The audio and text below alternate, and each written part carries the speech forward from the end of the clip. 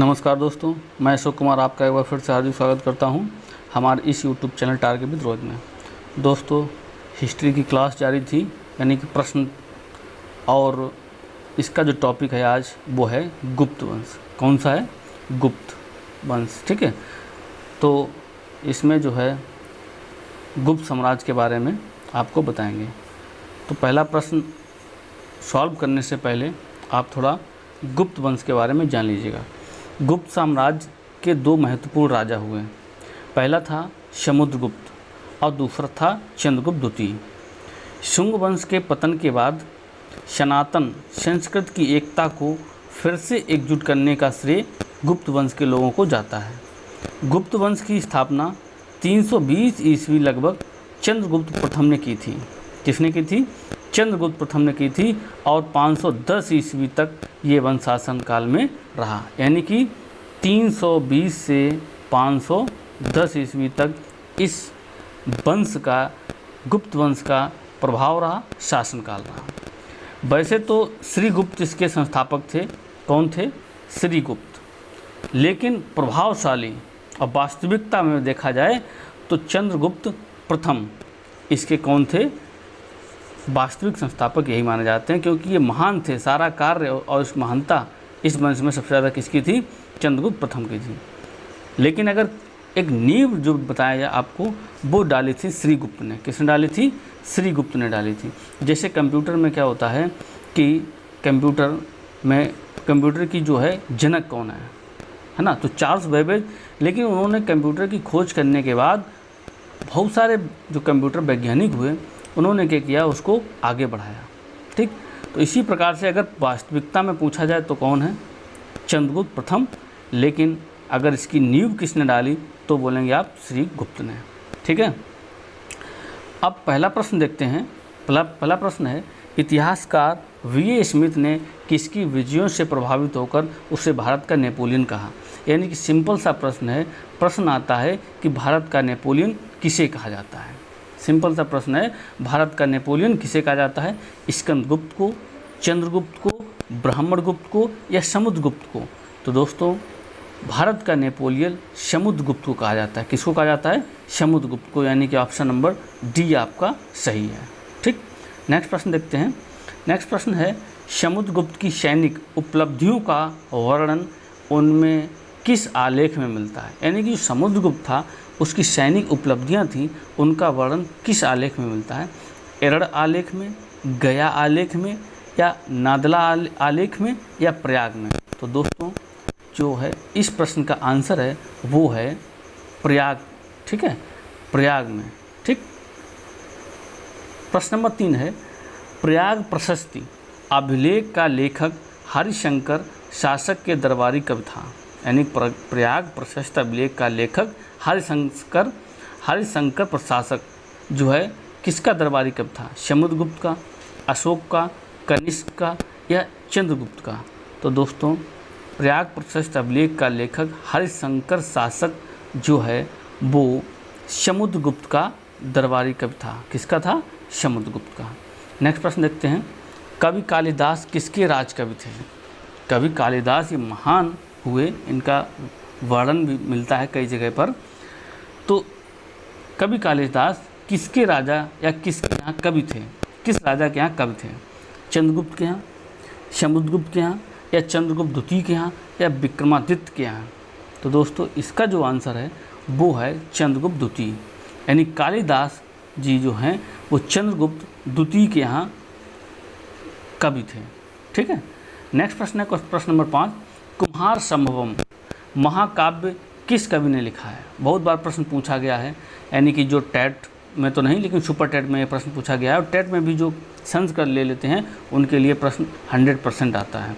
यानी कि कुमार संभवम महाकाव्य किस कवि ने लिखा है? वाणभट्ट ने, चंद्रवरदाई ने, हरिश्चंद्र ने, या कालिदास ने?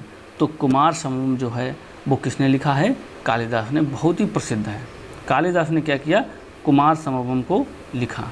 ठीक, महाकाव्य कुमार संभवम को कालिदास ने लिखा। प्रश्न नंबर 6, चंद्रगुप्त द्वितीय के काल में विद्या कालवा साहित्य का महान केंद्र कौन सा था? यानी कि साहित्य का महान केंद्र चंद्रगुप्त द्वितीय के काल में कौन सा था?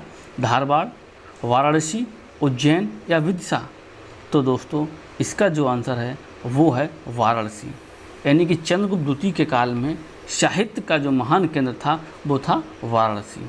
नेक्स्ट प्रश्न है प्रश्न नंबर 7, सर्वराजोच्छेता की उपाधि धारण किसने की थी? चंद्रगुप्त प्रथम ने, चंद्रगुप्त द्वितीय ने, समुद्रगुप्त ने या स्कंदगुप्त ने? तो दोस्तों ये जो उपाधि है वो धारण की थी समुद्रगुप्त ने। किसने की थी? समुद्रगुप्त ने। कौन सी? सर्वराजोच्छेता। ठीक, नेक्स्ट प्रश्न की ओर देखते हैं।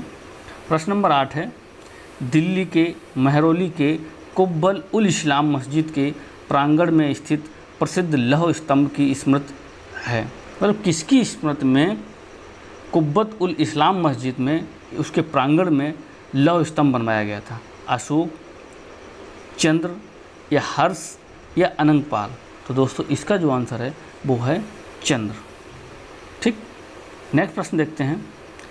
प्रश्न नंबर 9 है, फायान कहाँ का निवासी था? भूटान का, अमेरिका का, चीन का या वर्मा का? तो फायान जो है वो दोस्तों चीन का निवासी था, प्रश्न पूछा जाता है। ठीक है, नेक्स्ट प्रश्न है, किस वंश के शासकों ने मंदिर एवं ब्राह्मणों को सबसे अधिक ग्राम अनुदान में दिया था? गुप्त वंश ने, पाल वंश ने, राष्ट्रकूल वंश ने या प्रतिहार वंश ने? तो इनमें से आंसर है गुप्त वंश ने।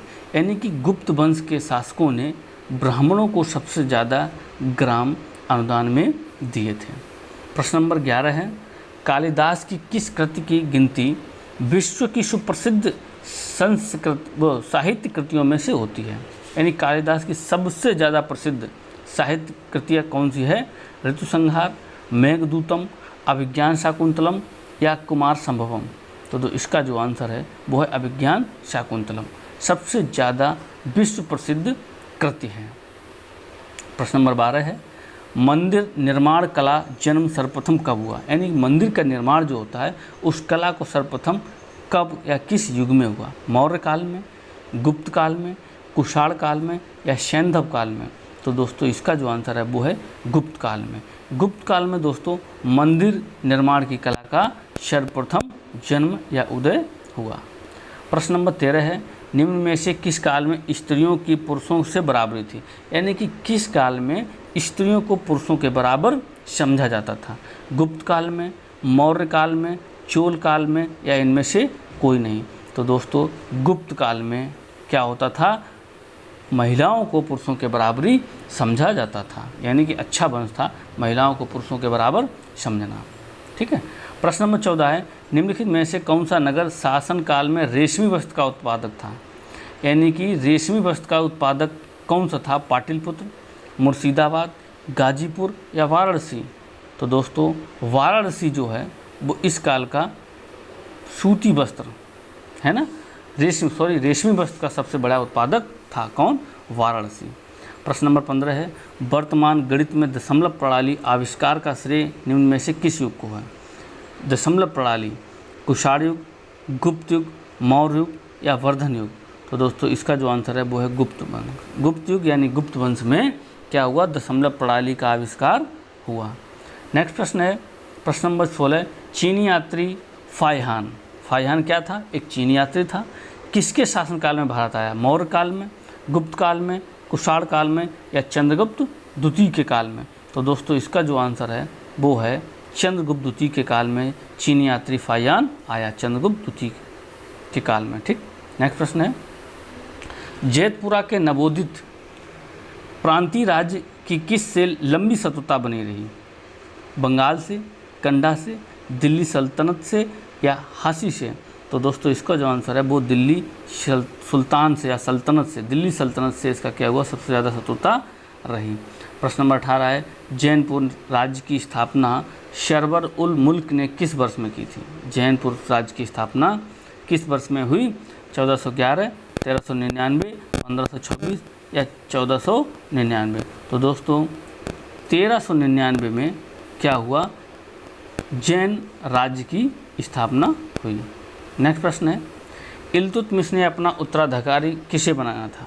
इल्तुतमिश ने उत्तराधिकारी किसे बनाया था? फिरोज को, नसरुद्दीन मोहम्मद को, रजिया को या बलबन को? तो दोस्तों इल्तुतमिश ने अपना उत्तराधिकारी किसको बनाया था? बलबन को। अब बलबन को क्या बोला जाता था? रक्त एवं लौह की नीति को अपनाया था। इसे पिपासु बोलते हैं बलबन को। ठीक है। प्रश्न नंबर 20 है, सल्तनत काल में प्रांतों के लिए किस शब्द का प्रयोग किया जाता था? इक्ता, सूबा, खालसा या मुक्ति?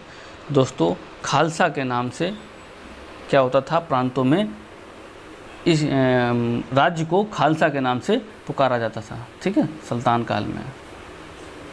तो इस प्रकार से 20 प्रश्न हो गए और मिलते हैं नेक्स्ट वीडियो में।